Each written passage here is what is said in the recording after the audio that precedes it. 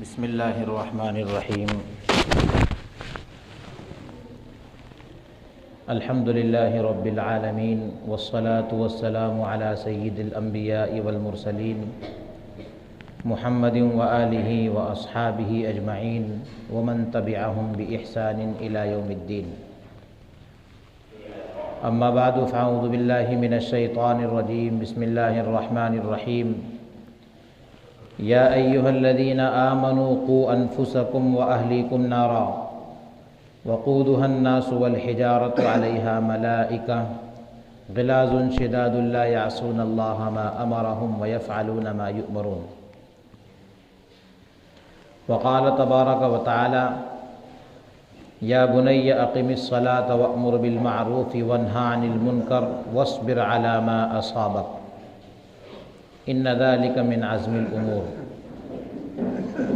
وقال النبی صلی اللہ علیہ وسلم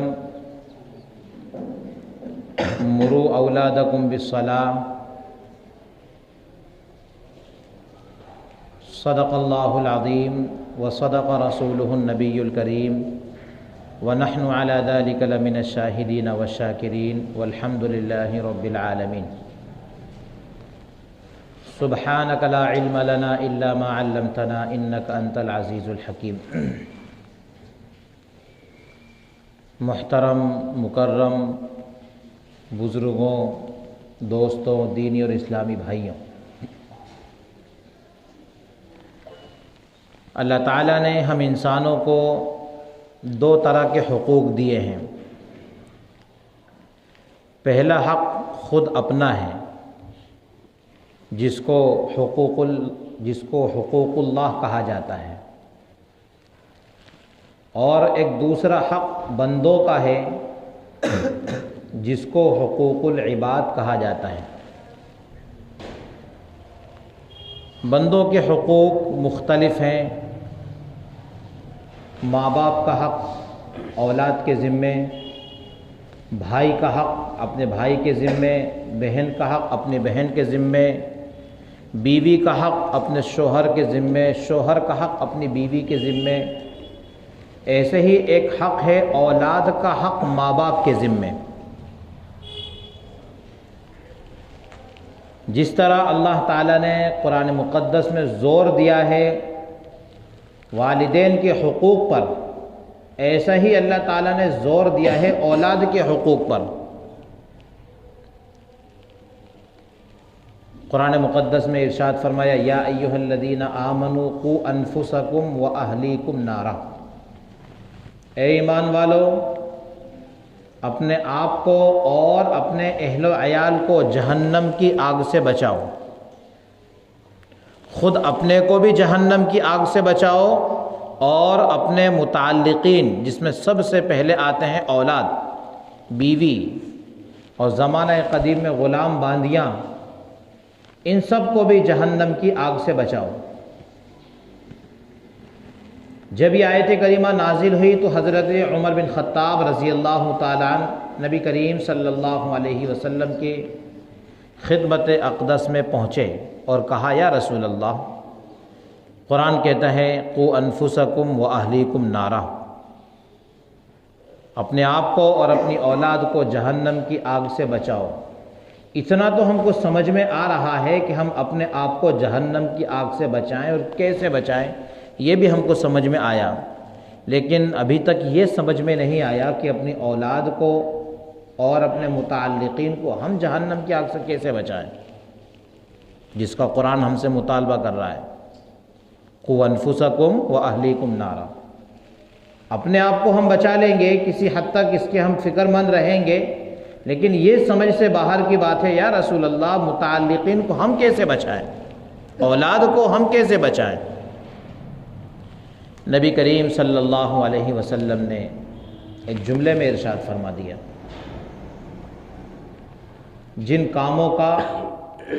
جن بھلے کاموں کا تم اپنے آپ کو حکم دیتے ہو، انہی بھلے کاموں کا اپنے متعلقین اور اولاد کو حکم دو، اور جن برے کاموں سے تم اپنے آپ کو روکتے ہو، ان برے کاموں سے تم اپنی اولاد کو بھی روکو۔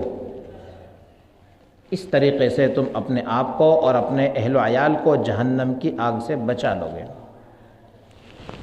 دنیا میں انسان سوچتا ہے کہ میرا حق دوسرے پر، میرا حق دوسرے پر، اور پوری زندگی اسی کا رونا روتا ہے، فلاں میرا حق ادا نہیں کرتا، فلاں میرا حق ادا نہیں کرتا۔ لیکن کبھی اپنے گریبان میں ہم نے جھانک کر کے دیکھا کہ میں نے جن کے حقوق میرے سر ہیں ان کے کتنے حقوق ادا کیے؟ اگر یہ ماں باپ اپنے حقوق ادا کر دیتے اپنی اولاد کے حق میں تو حقوق والدین پر تقریر کرنے کی ضرورت ہی نہیں پڑتی۔ ماں باپ کا حق اولاد کو سمجھانے کی ضرورت اس لیے پیش آئی کہ ان ماں باپ نے اپنا حق اپنی اولاد کو نہیں سمجھایا۔ جو حق تھا ماں باپ کا کہ اپنی اولاد کی تعلیم تربیت، جب اس میں ماں باپ کوتا رہ گئے تو اب ضرورت پڑی کہ مولانا کے پاس بچے کو لے جاؤ کہ میرا بچہ میرا حق ادا نہیں کرتا، تو اب مولانا کو الٹا کام کرنا پڑا کہ چاہیے تو یہ تھا کہ پہلے باپ کو کہتے کہ تو نے اپنے اولاد کے کیا حق ادا کیے، لیکن اس کو اب سمجھانا پڑتا ہے کہ ٹھیک ہے باپ کی عمر ہو گئی، بڑھاپے کی عمروں میں پہنچ گیا، تیرے ذمے ہے کہ تو اپنے ماں باپ کا حق ادا کر، تو اپنے ماں کا بھی حق ادا کر، تو اپنے باپ کا بھی حق ادا کر۔ لیکن یہاں پہنچے کیوں ہم؟ اس نتیجے پہ پہنچے کیوں؟ اس کی وجہ یہ ہے نا کہ ہم نے اپنے حقوق ادا نہیں کیے۔ باپ اپنا حق ادا کرتا، ماں اپنا حق ادا کرتی اپنے اولاد کے تعلق سے، تو آج یہ بات پیش ہی نہیں آتی کہ یہ ماں باپ اپنی اولاد سے کسی طرح کا شکوہ کرتے ہیں۔ قرآن مقدس ایک واقعہ بیان کرتا ہے حضرت لقمان حکیم کا۔ لقمان حکیم کو اللہ تبارک و تعالیٰ نے عجیب و غریب دانائی عنایت کی تھی، بہت عجیب و غریب لقمان حکیم کو اللہ تعالیٰ نے دانائی عنایت کی تھی۔ تو لقمان حکیم نے اپنے مرض الوفات میں، موت سے کچھ پہلے، جو انسان کا کہہ لیجئے کہ سب سے قیمتی وقت ہوا کرتا ہے، بیٹا فلاں جگہ فلاں چیز رکھی ہے، فلاں سے اتنا لینا ہے، فلاں کو اتنا دینا ہے، جو کچھ ہوتا ہے انسان اس وقت کہہ جاتا ہے۔ لیکن اس اہم وقت میں حضرت لقمان نے اپنے بیٹے کو 5 نصیحتیں کی، اور قرآن نے ان نصیحتوں کو بیان کیا ہے۔ حضرت لقمان کی وہ 5 نصیحتیں اگر ہم اپنے معاشرے میں اتار لیں، اپنے گھروں میں ان نصیحتوں کو جگہ دے دیں، تو پھر ہم کو اپنی اولاد سے شکوہ کا موقع ملے گا ہی نہیں۔ عجیب و غریب 5 نصیحتیں حضرت لقمان نے اپنی اولاد کے تعلق سے بیان فرمائی۔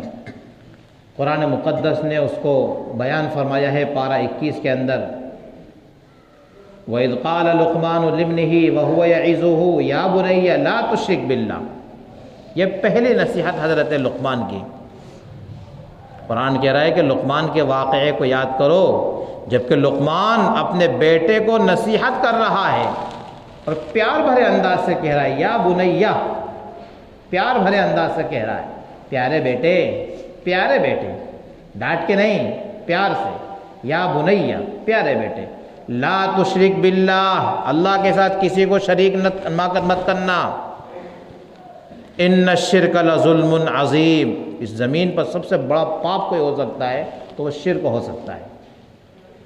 پیدا رب نے کیا، رزق وہ کھلائے، پالے پوسے وہ، صحت وہ دے، زندگی وہ دے، پھر ہم سر کسی اور کے سامنے جھکا دیں، اس سے بڑا پاپ ہو ہی نہیں سکتا ہے۔ سب سے بڑا پاپ اگر روئے زمین پر کوئی ہے تو وہ شرک ہے۔ تو حضرت لقمان حکیم نے اپنی اولاد کو، اپنے بیٹے کو جو نصیحت کی، پہلا پوائنٹ اختیار کیا، لا تشرک باللہ، توحید کی تعلیم دی۔ پہلا سبق، بیٹے اللہ کے ساتھ ہرگز کسی کو شریک مت کرنا، ان الشرک لظلم عظیم، سب سے بڑا پاپ، سب سے بڑا ظلم، گناہ اگر کوئی ہو سکتا ہے تو وہ شرک کا ہو سکتا ہے۔ اب ہم غور کریں کہ ہم نے اپنی اولاد کو توحید کی تعلیم دی یا نہیں دی۔ جس بچے کا توحید پر یقین نہ ہو اس کا ایمان ہی کامل نہیں ہے۔ جو توحید میں مضبوط نہیں وہ ایمان میں ناقص ہے۔ تو جو ایمان میں ناقص، اس سے ہم امید رکھ سکتے ہیں کہ ہمارے حقوق ادا کرے گا؟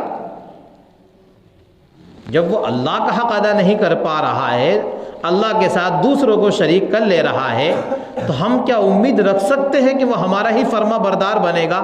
اصل خالق کا وہ فرما بردار نہیں بن سکا، اصل خالق کا وفادار نہیں بن سکا، تو ہم اپنی وفاداری کی اس سے امید لگائیں؟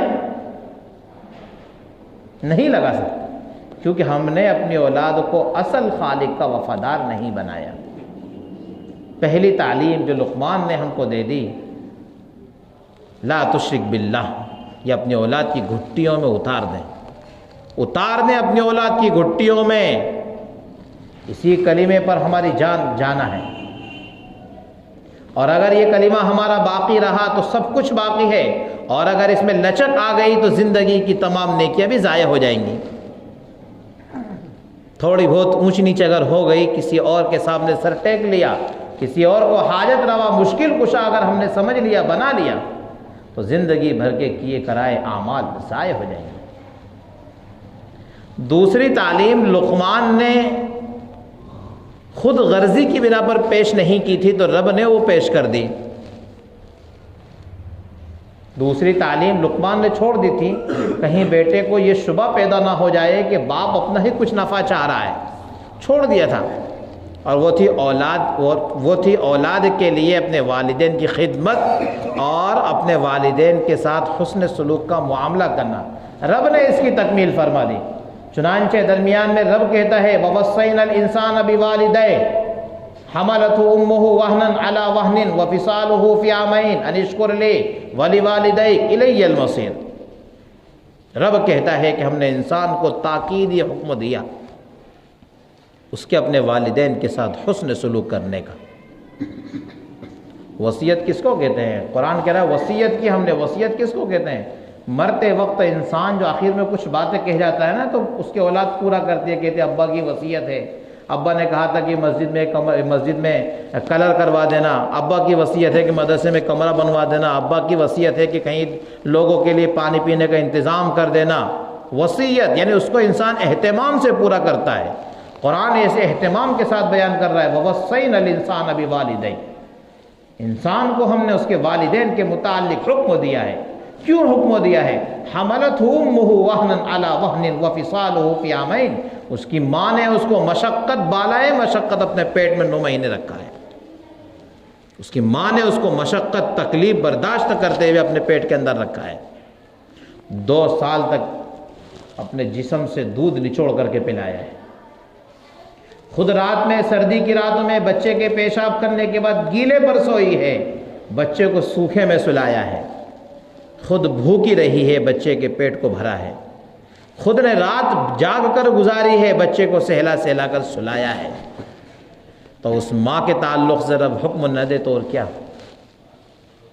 حملتہ امہ وہنا علی وہن وفصالہ فی عامین ان اشکر لی ولوالدیک۔ رب کہتا ہے کہ اے انسان سن، میرا بھی شکر ادا کر اور اپنے خالق اپنے ماں باپ کا بھی شکر ادا کر۔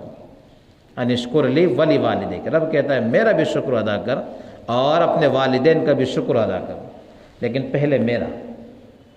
اس لیے کہ دوسرے مقام پر ارشاد فرمایا وَإِن جَاهَدَاكَ عَلَىٰ أَن تُشْرِكَ بِي مَا لَيْسَ لَكَ بِهِ عِلْمٌ فَلَا تُطِعْهُمَا وَصَاحِبْهُمَا فِي الدُّنْيَا مَعْرُوفًا،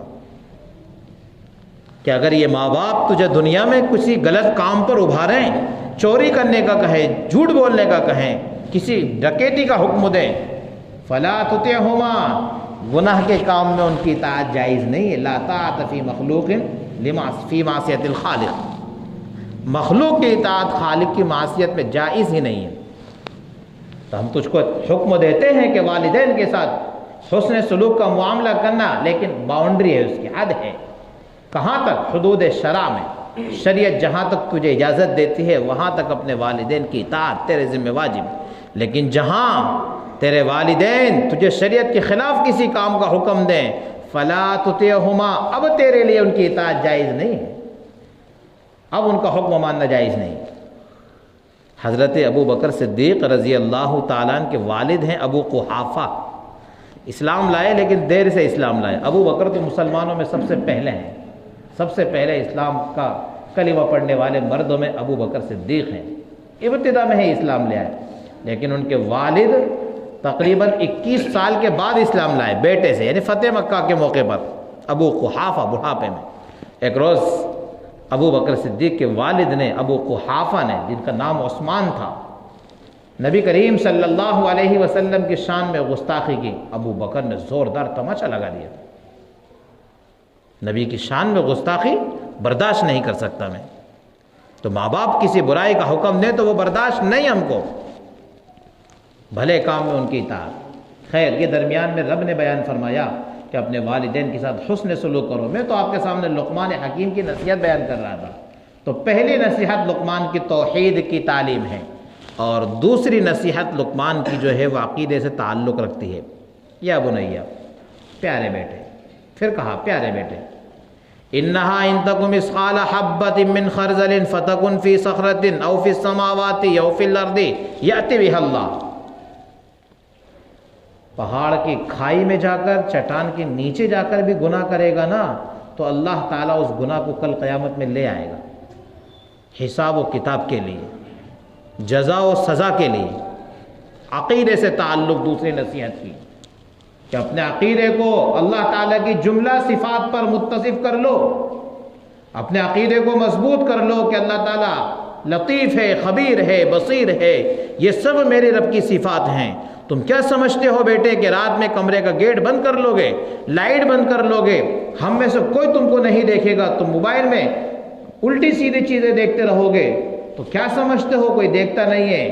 ان اللہ لطیف خبیر، وہی تیرا بھی رب ہے، وہی میرا بھی رب ہے، باریک بھی ہے، ایک ایک پل پر، ایک ایک حرکت پر تیری خبر رکھ رہا ہے، کل قیامت میں تیرے تمام جرائم کو حاضر کر دے گا۔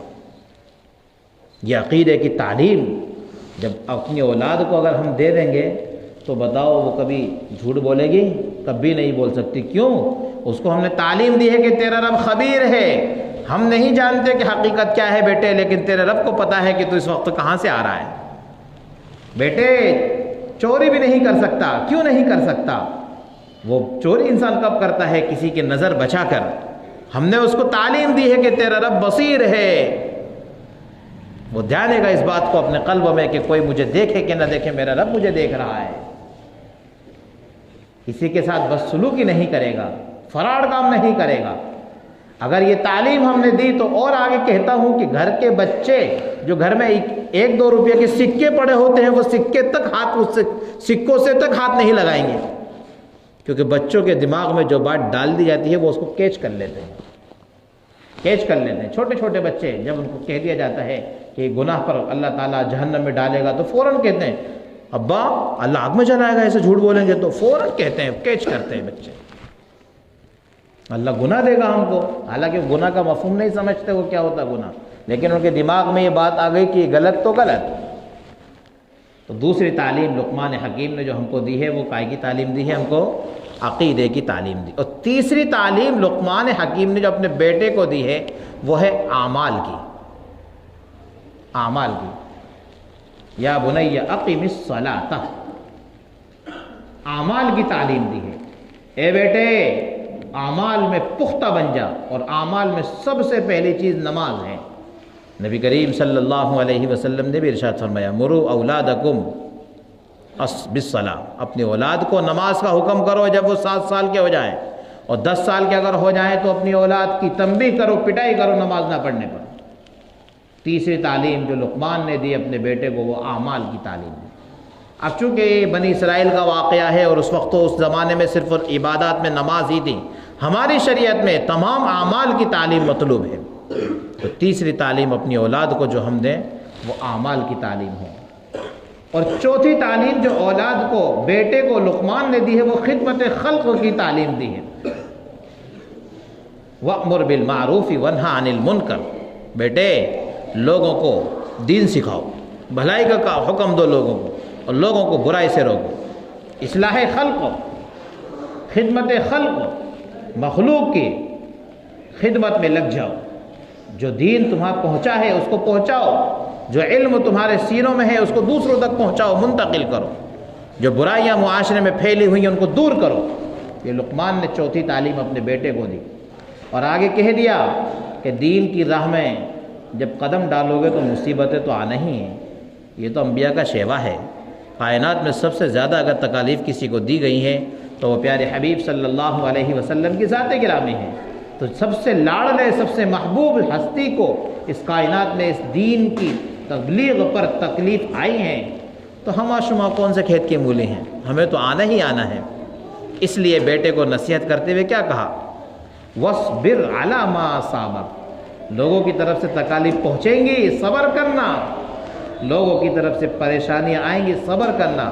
کوئی ریاکار کہے گا، کوئی ڈھوانگی بھی کہے گا، پتہ نہیں کیا کیا تم کو کہیں گے، اس لیے کہ میرے نبی کو ساحر بھی کہا، دیوانہ بھی کہا، مجنون بھی کہا، کیا نہیں کہا میرے نبی کو کفار مکہ نے؟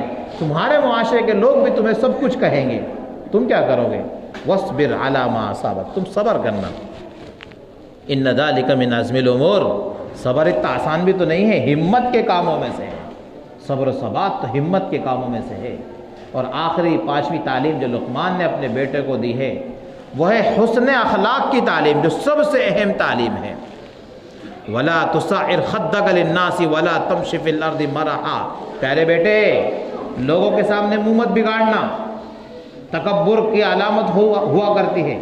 متکبرین سے کوئی بات پوچھو تو مڑ کر سننے کو بھی گوارا نہیں کرتے، ہاں بول کیا ہے، جبکہ کہنے والا بیچارہ پیچھے سے کچھ کہہ رہا ہے، سنتے بھی نہیں مڑ کر کے۔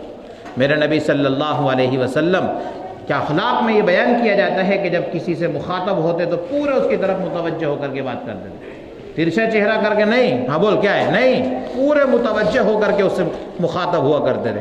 فرمائیں کیا سوال ہے آپ کا، بیان کریں، حاجت سنا کرتے تھے۔ تو قرآن کریم لقمان کی نصیحت کو نقل کرتے ہوئے کہتا ہے وَلَا تُصَعِّرْ خَدَّكَ لِلنَّاسِ، لوگوں کے سامنے ناک منہ مت پھلانا، ناک مت چڑھانا، منہ مت پھلانا، اور وَلَا تَمْشِ فِي الْأَرْضِ مَرَحًا، زمین پر اکڑ کر کے مت چلنا۔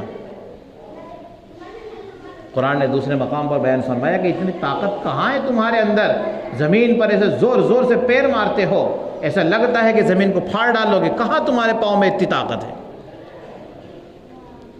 ان اللہ لا يحب كل مختال فخور، کسی بھی تکبر کرنے والے کو اللہ تعالیٰ پسند نہیں کرتا ہے۔ اور آگے فرما دیا وَلَا تُصَعِّرْ خَدَّكَ لِلنَّاسِ وَلَا تَمْشِ فِي الْأَرْضِ مَرَحًا، زمین پر ہرگز اکڑ کر نہ چلنا۔ یہ وہ 5 نصیحتیں حضرت لقمان کی ہیں جو ہم کو اپنی معاشرے میں ڈالنا ہے، اپنی اولاد کو ان کی تعلیم دینا ہے۔ ہم بھول گئے کہ ہماری اولاد کے حقوق کیا ہیں۔ حضرت عمر بن خطاب رضی اللہ تعالی عنہ کا دور خلافت ہے، ایک باپ اپنے بیٹے کا مقدمہ لے کر کے آیا، اے امیر المومنین یہ میرا بیٹا ہے، میرے حقوق ادا نہیں کرتا، مجھے خرچہ کے لیے پیسے نہیں دیتا، میرا اکرام نہیں کرتا، بلاؤ اس کو، بلاؤ۔ بیٹے کو بلایا امیر المومنین نے، بھائی تمہارا ابا شکایت کر رہے ہیں تمہاری، کیا مسئلہ ہے؟ جواب دینے لگا کہ امیر المومنین پہلے مجھے یہ بتاؤ کہ میرے ہی ذمے میرے باپ کے حقوق ہیں یا کچھ میرے بھی حقوق اپنے باپ کے ذمے ہیں، بیان کریں۔ امیر المومنین نے کہا تمہارے بھی حقوق تمہارے باپ کے ذمے، کیا ہے وہ حقوق؟ موٹے موٹے گنا دیتا ہوں، وہ 7 حقوق ہے جو باپ کے ذمے، ماں کے ذمے اپنی اولاد کے ہیں۔ امیر المؤمنین نے کہا کہ بیٹے تمہارے باپ کے ذمے پہلا حق یہ تھا کہ تمہارے لیے تمہارا باپ نیک سیرت ماں کا انتخاب کرتا، یعنی نکاح کے لیے جس زوجہ کا، جس لڑکی کا انتخاب کرتا، حسب و نسب اور مال کی بنیاد پر نہیں، سیرت و کردار کی بنیاد پر اس کا انتخاب کرے، یہ پہلا حق ہے۔ اور بیان فرمائیں، کہا کہ دوسرا حق یہ ہے کہ جب تمہاری ولادت ہو جائے، یعنی بچے کی ولادت ہو جائے تو اچھا سا نام رکھیں۔ اور بیان فرمائیں، کہا کہ ولادت کے بعد اس کے داہنے کان میں اذان اور بائیں کان میں اقامت کہیں۔ اور بیان فرمائیں 7ویں دن اس کا عقیقہ کر دیں۔ اور بیان فرمائیں جب بولنے کے لائق ہو جائے تو اس کو اللہ کا نام لینا سکھائیں۔ اور بیان فرمائیں جب علم حاصل کرنے کے قابل ہو جائے تو اس کو دینی اسلامی تعلیم سے بہراور کریں، اس کو اسلامی تعلیم سے روشناس کرا دیں۔ اور بیان فرمائیں آخری حق یہ ہے کہ جب تم بالغ ہو جاؤ تو تمہارا باپ نیک خاتون تمہارے لیے بھی تلاش کر کے تمہارا نکاح کرا دیں۔ جس 7 حقوق امیر المومنین نے بیان فرمائے۔ بیٹا کہتا ہے کہ امیر المومنین ابا نے کچھ بھی نہیں کیا، ابا نے کچھ بھی نہیں کیا، میری ماں تو مجوسیہ ہے اور میرا نام کیا رکھا؟ اس نے جعل رکھا، جس کا معنی ہے گوبر کا کیڑا، اور قرآن کی تعلیم تو دور کی بات، الف با بھی نہیں سکھایا، قرآن کی اسلام کی تعلیم تو دور کی بات، الف با بھی نہیں سکھایا، نہ ماں کا صحیح انتخاب کیا اور نہ ہی میری ولادت کے بعد میرا صحیح نام رکھا، نہ میرا عقیقہ کیا اور نہ ہی مجھے قرآن کی تعلیم سے روشناش کرایا اور نہ مجھے کسی قسم کی اس نے تعلیم دی۔ نکال دیا امیر المومنین، نکلو، پہلے اپنے اولاد کے حقوق ادا کرو، پھر اپنے حق کا مطالبہ کرو۔ یہ وہ حقوق ہیں میرے بھائیوں جن حقوق کا شریعت اسلامیہ ہم سے مطالبہ کرتی ہے۔ پہلے اپنی اولاد کے حقوق ادا کرنے والے ہم بن جائیں تو خود بخود ہماری اولاد ہمارے حق ادا کرنے والے بن جائے گی۔ باپ بتائے اولاد کو کہ باپ ہوتا کیا ہے، باپ کا مقام ہوتا کیا ہے، ماں بتائے کہ ماں کا مقام ہوتا کیا ہے۔ اب وہ بچہ کیا جانے جس کو نہ باپ کا مقام بتایا نہ ماں کا مقام بتایا، پھر جاتے ہیں کسی امام صاحب کے پاس کہ تعویذ بنا دو۔ اولادیں تعویذ سے نہیں بنتی ہیں، تربیت سے بنتی ہیں۔ اگر تعویذ سے بنا کرتے تو عتبہ، شیبہ، ابو جہل سب کے گلے میں نبی علیہ السلام بڑے بڑے تعویذ لٹکا دیے ہوتے، سب اسلام کے رہنما بن گئے ہوتے۔ اولادیں تربیت سے بنتی ہیں، اولادیں تعویذ سے نہیں بنتی ہیں۔ تو یہ تربیت کی ذمہ داری ابھی جن کی شادیاں نہیں ہوئی یہیں سے شروع ہو جاتی ہے، یہیں سے اس کی ذمہ داری شروع ہو جاتی ہے اولاد کی۔ اس لیے کہ جس حسن سیرت کی اور جس حسن کردار کی ماں ہوگی اس کی گود میں پلنے والے بچے بھی ویسے ہی بنیں گے۔ اس کے گود میں پلنے والے قاسم نانوتوی کے یہاں طیب قاسمی ہی پیدا ہوتے ہیں، اور طیب قاسمی کے یہاں سفیان قاسمی اور سالم قاسمی ہی پیدا ہوا کرتے ہیں۔ الیاس کاندلوی کے وہاں یوسف کاندلوی پیدا ہوتے ہیں، اور یوسف کاندلوی کے وہاں ہارون کاندلوی پیدا ہوتے ہیں، اور ہارون کاندلوی کے وہاں معاذ صاحب جیسے لوگ ہی پیدا ہوتے ہیں۔ نیک سیرت، نیک کردار سب سے زیادہ مؤثر ہوتا ہے اولاد پر، اور یہ ذمہ داری جوانی سے ہی شروع ہو جاتی ہے۔ ایک چھوٹا سا واقعہ آخر میں بیان کر کے اپنی بات ختم کرتا ہوں۔ ہمارے قرب و جوار میں رہنے والے حضرت خادم القرآن مولانا غلام محمد وستانوی دامت برکاتہم العالیہ ان دنوں بیمار ہیں، اللہ صحت عطا فرمائے۔ سب جانتے ہیں کتنا بڑا نام ہے اور کتنی بڑی ان کی خدمات ہیں، لگ بھگ ہم لوگ واقف ہیں کتنی خدمات ہیں۔ 14,000 طلبہ کا مدرسہ عکل کوا، اور اس کے علاوہ ہندوستان کے اطراف میں ہندوستان کے اندر انہوں نے 125 مدارس بنائے، 6,500 مسجدیں بنائیں، نہ معلوم کیا کیا انہوں نے کیا ہے، بہت بڑا بات۔ ان کے والد سے یوں پوچھا کہ حاجی صاحب، حاجی اسماعیل نور اللہ مرقدہ ان کے والد ہیں، اس پر اپنی بات ختم ہو جائے گی۔ حاجی صاحب سے پوچھا کہ اپنے بیٹے کی مقبولیت کا راز بتا دو۔ حاجی صاحب، بیٹے کو اللہ نے ایسا قبول کیوں کر لیا؟ نہ مالدار گھرانہ ہے تمہارا، نہ کوئی بہت بڑے عالم تمہارے گھرانے میں، نہ خود تم عالم ہو، آخر بتا دو کہ بیٹے کی مقبولیت کا راز کیا ہے؟ رونے لگے حاجی صاحب، پہلی صف میں بیٹھے تھے نماز عصر پڑھ کے مسجد میمنی میں عکل کو، رونے لگے اور کہنے لگے بچوں وہ بات تم نے آج مجھ سے پوچھ لی جس کو اب تک میں اپنے سینے میں دفن کیے ہوئے تھا، یہ راز کی بات ہے، میں اب تک اپنے سینے میں دفن کیے ہوئے تھا، لیکن آج تم نے وہ بات پوچھ لی، خیر میں حکمتاً وہ بات تم کو بتا دیتا ہوں۔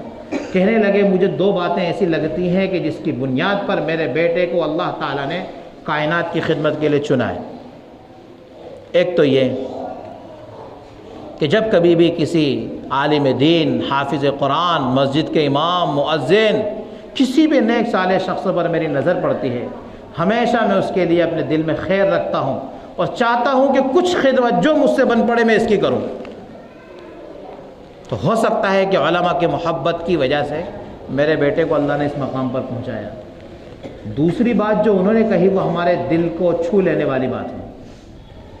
کہنے لگے آج میں بڑھاپے کی عمر میں پہنچ گیا ہوں، الحمدللہ جب سے میں بالغ ہوا تب سے لے کر آج تک میری کوئی تہجد کی نماز نہیں چھوٹی ہے، جب سے بالغ ہوا تب سے لے کر آج تک میری تہجد کی نماز نہیں چھوٹی ہے۔ تو اگر ایسے کردار باپوں کے ہوں گے تو ان کے یہاں وستانوی جیسے لوگ ہی پیدا ہوں گے۔ اللہ تعالی ہم کو بھی صحیح کردار اپنانے کی توفیق عطا فرمائے۔ وما توفیقی الا باللہ۔